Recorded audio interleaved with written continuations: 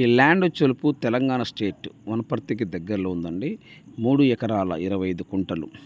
ఈ ల్యాండ్‌కు సంబంధించిన వ్యక్తి ఫోన్‌లో లైన్‌లో ఉన్నారు. ఈ ల్యాండ్ వివరాలు ఏమిటో తెలుసుకునే ప్రయత్నం చేద్దాం. దయచేసి ఈ వీడియో పూర్తిగా చూడండి సార్.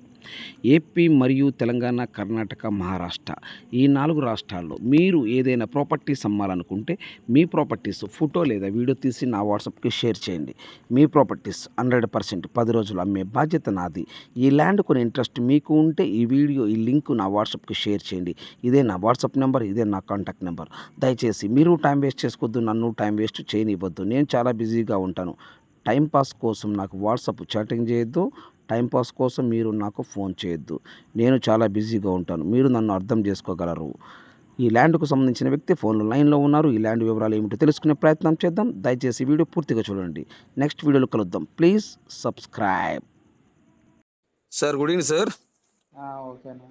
సార్ మీరు ల్యాండ్ వీడియో తీసి నా వాట్సాప్కి షేర్ చేశారు. అవునవును. టోటల్గా ఈ ల్యాండ్ మొత్తం ఎన్ని ఎకరాలు సార్ ఇది? ఇది మదనపురము, వనపర్తి, కొత్తకోట, మదనపురం మీద వచ్చేసి 3 ఎకరాలు 25 గుంటలు ఉంటుంది.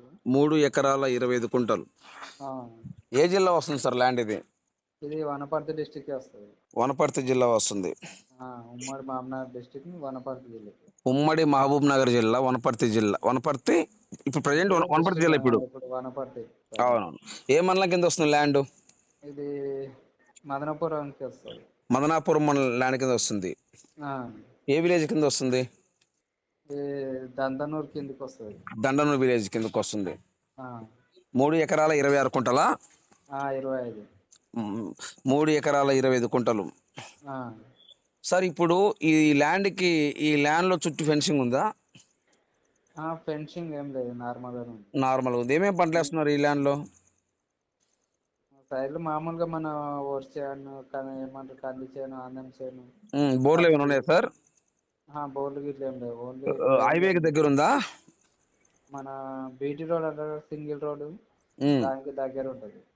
ముంగడ వెంచర్ ఉంది, ఒక 25 ప్లాట్స్ ఉంటాయి ముంగన్నే.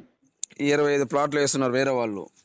ముంగన్నే ఉంటది. దాని నుండి మనకు ఒక 10 మీటర్లు 10 మీటర్స్ అంతే.